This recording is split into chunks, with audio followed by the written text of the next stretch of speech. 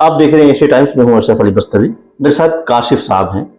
काशिफ साहब का भी आगे चल करके मैं तारुफ कराऊंगा कि इनसे क्या बात मुझे करनी है। सबसे पहले मैं आपको थोड़ा सा पीछे लिए चलता हूँ। इस हफ्ते जवान मूवी जब आई तो उसके बाद से जिन लोगों ने मूवी देखा, मूवी पर जब चर्चा हुई तो पूरे हिंदुस्तान भर में एक अलग तरह का एंथुजियाज्म देखने को मिल रहा है।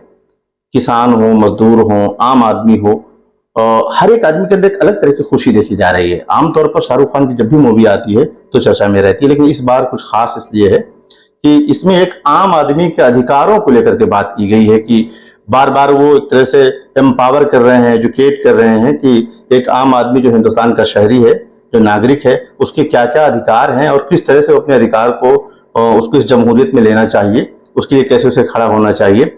और तो इस हवाले से ये मूवी बड़ी चर्चा में है।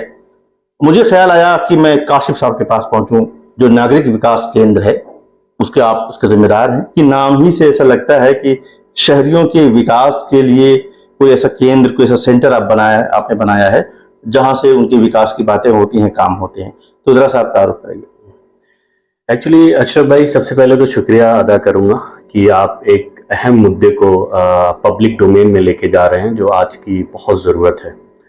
एक्चुअली क्या है कि जब हमारा देश आज़ाद हुआ, आज़ादी के बाद बहुत जो हमारे लीडर्स थे, बहुत सारी मीटिंग्स हुई, बहुत सारी डिबेट हुई कि क्या क्या चीज़ लोगों की ज़रूरतें हैं, क्या क्या चीज़ किया जाए जिससे लोगों का डेवलपमेंट हो, कम्युनिटी का डेवलपमेंट हो और 1-to-1 मतलब पर्सन टू पर्सन डेवलपमेंट हो कम्युनिटी के साथ साथ।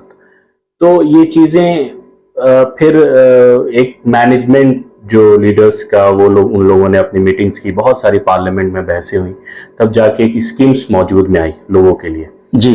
तो वो स्कीम्स बनाई लोगों के लिए, तो वो चलती आ रही थी, मगर बीच में ऐसा देखा गया कि वो स्कीम लोगों तक नहीं पहुंच रही है, लोगों तक स्कीम नहीं पहुंच रही है।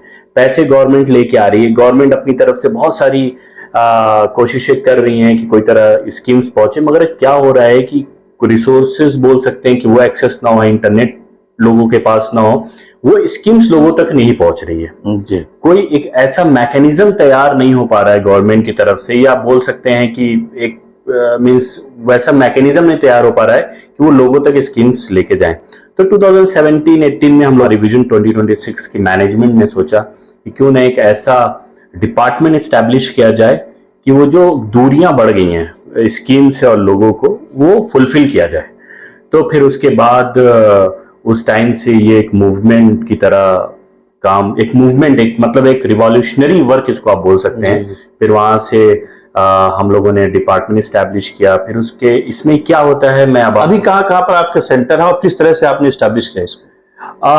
ये हमारे 12 स्टेट में हैं और प्लस 40+ सेंटर हैं। सबसे पहले हम क्या करते हैं जी, एक आइडेंटिफाई करते हैं एरिया जहां पे लोगों को स्कीम्स की जरूरत होती है। एक छोटा जो रिसर्च हुई है ऑलरेडी बहुत सारी बॉडी से, गवर्नमेंट ऑफ इंडिया से, उसको उसका लिटरेचर रिव्यू करने के बाद फिर हम लोग वहां पे एक सेंटर इस्टेब्लिश करते हैं। सेंटर इस्टेब्लिशमेंट में हमारा सबसे पहला प्रोसेस होता है वो ऑफिस सेटअप होना, जिसमें सिस्टम होता है, नॉर्मल इंटरनेट एक्सेस होता है।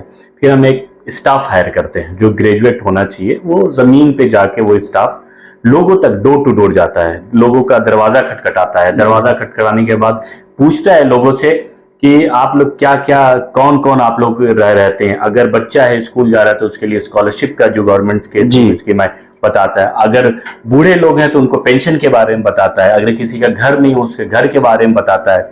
क्योंकि हम एक नजर से ये भी कह सकते हैं कि गवर्नमेंट ऑफ इंडिया बहुत सारा पैसा खर्च कर रही है, तो क्यों ना इसको लोगों तक मिले। बिल्कुल सही बात। और लोग जब इसको जानते हैं, जब इसको समझते हैं, तो वो लोग आते हैं। जब हम अवेयरनेस जब शुरू का, जब ये इस एस्टेब्लिशमेंट जब ऑफिस का हो जाता है तो शुरू के 1-2 महीना थोड़ा अवेयरनेस, लोगों को पता चले यहाँ से क्या हो रहा है। जब वो 2-3 महीने बाद पूरा अवेयरनेस हो जाता है, हमारे ऑफिस में भीड़ लग जाती है फॉर्म फिलअप करने की।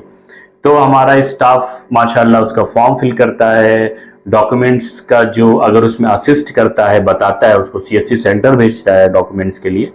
तो ये ओवरऑल। अच्छा, ये बताइए कि गवर्नमेंट ने भी इस तरीके के CSC का आपने जिक्र किया, कम्युनिटी सर्विस सेंटर है ना, वो बना रखा है।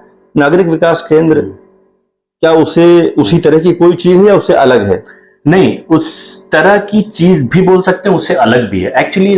अलग क्या है? अलग यह है कि एक जो गरीब जो अगर 1000 पेंशन जो बनवा रहा है, तो क्या आप उम्मीद रखेंगे अशरफ भाई कि वो 200 रुपए उसकी फीस दे भरवाने की? तो वो 200 रुपए फीस नहीं देता।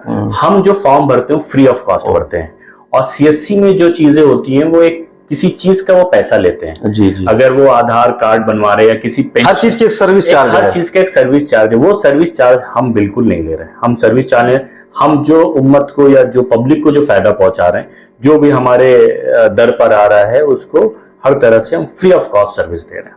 ये सारी चीजें हैं। क्या अचीवमेंट रहे आपके? हम कह सकते हैं कि हम तकरीबन 50,000 से ज्यादा लोगों तक पहुंच चुके हैं। और अगर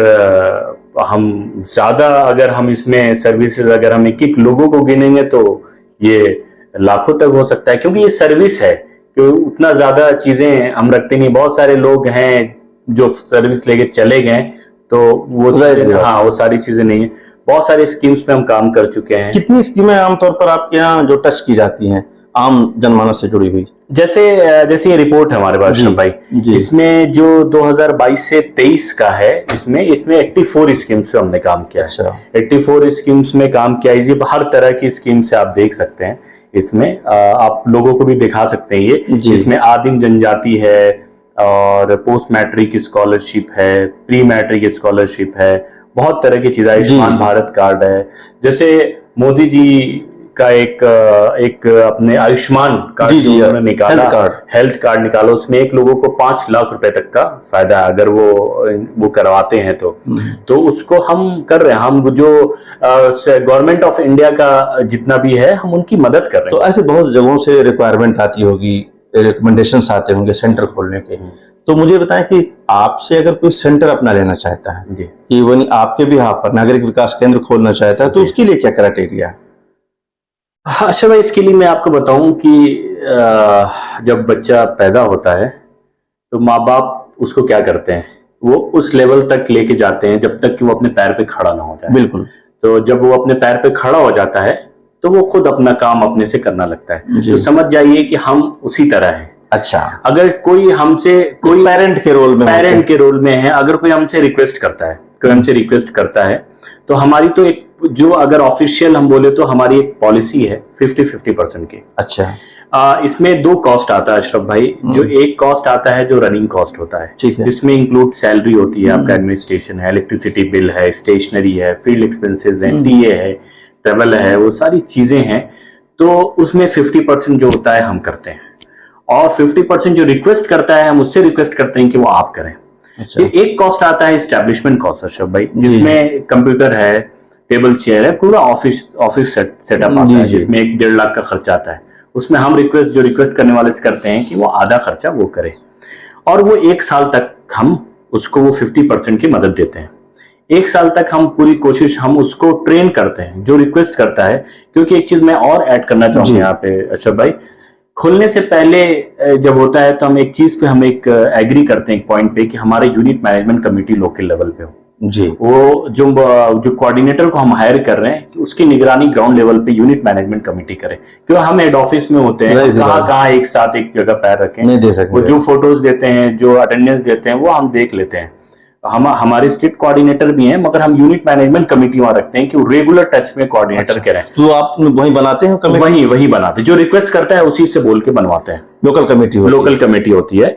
और उस यूनिट मैनेजमेंट कमेटी को हम ट्रेन करते हैं कि हाउ मींस वो कैसे फंड रेज, कैसे मेजर करना, कैसे वो सस्टेन करे, वो छोटे छोटे अमाउंट कैसे लोगों से ले। उसके लिए 1 साल तक हम उसके इसमें इंडल्ज रहते हैं, और 1 साल तक हम उम्मीद मतलब ये करते हैं कि वो सस्टेन उस लायक हो जाता है। अच्छा, हो जाता है, वो अपना चलाते रहते हैं। शुरुआत अभी फिलहाल मैं देख रहा था ग्रुप में कि कुछ नए सेंटर्स आपके खुले हैं, तो हाल फिलहाल में कौन कौन से सेंटर? अगर हम एकदम रिसेंटली बात करें तो हमारा यूपी ईस्ट में खुला है, जैसे कानपुर में है, गाजीपुर में है, यूपी वेस्ट में खुला है, आपका बरेली में, अच्छा, और अलीगढ़ में भी 2-4 महीना पहले खुला है। और ये सारे सेंटर अभी रिसेंटली खुले हैं।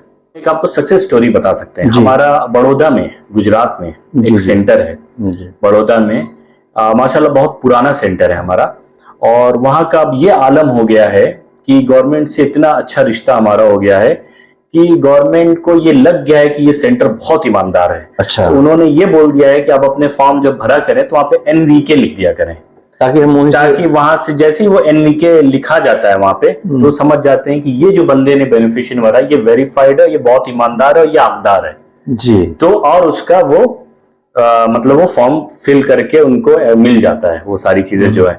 सेम ऐसी हमारा अलीगढ़ में भी होने लगा। अभी हमारा कोऑर्डिनेटर को DM ऑफिस से बुला के उसको पूरा फॉर्म दिया, एक स्कॉलरशिप का अलग अलग फॉर्म कि आप इसमें भरवाइए, ऊपर NVK लिख दीजिए। तो सारी चीजें हैं, ये बहुत अहम बात है आपको जो है ये जो रिकॉग्निशन मिलता है। विजन 2026 बहुत अच्छे से कर रही है। आने वाले दिनों में कुछ और टेंटेटिव आपके कुछ इसको एक्सपेंड करने का जो आइडिया आपका है? आने वाले दिनों में अशरफ भाई मतलब इस पर रिसर्च कराना चाहते हैं, जो अवेलेबल हमारे हैं सारी चीजें जो हैं, बहुत सारी चीजें हैं जो मीन्स जो करना पड़ेगा रिसर्च, जितनी भी स्कीम्स आती हैं हम रिकमेंडेशन देना चाहते हैं गवर्नमेंट को।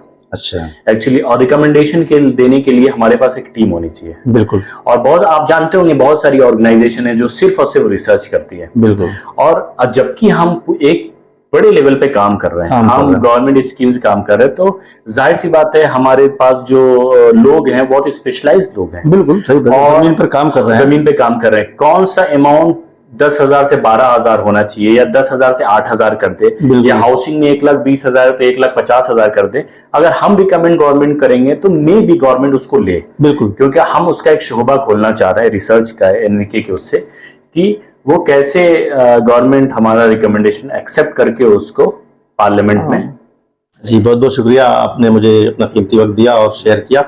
ये थे काशिफ जो बता रहे थे कि किस तरह से नागरिक विकास केंद्र इनका हिंदुस्तान की 12 रियासतों में तकरीबन 35-36 सेंटर काम कर रहे हैं।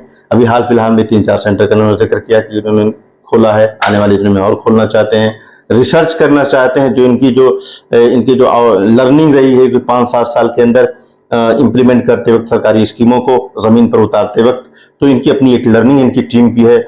जिस तरह से सरकारें स्कीमें बनाती हैं, पॉलिसी साज हमारे बनाते हैं, तो जब ज़मीन पर जाती है, इम्प्लीमेंट होती है, इसके दरमियान में क्या कोई खला है, कोई गैप है, क्या कमी है, क्या ज़्यादती है, इन तमाम चीज़ों पर इनकी अपनी फाइंडिंग है।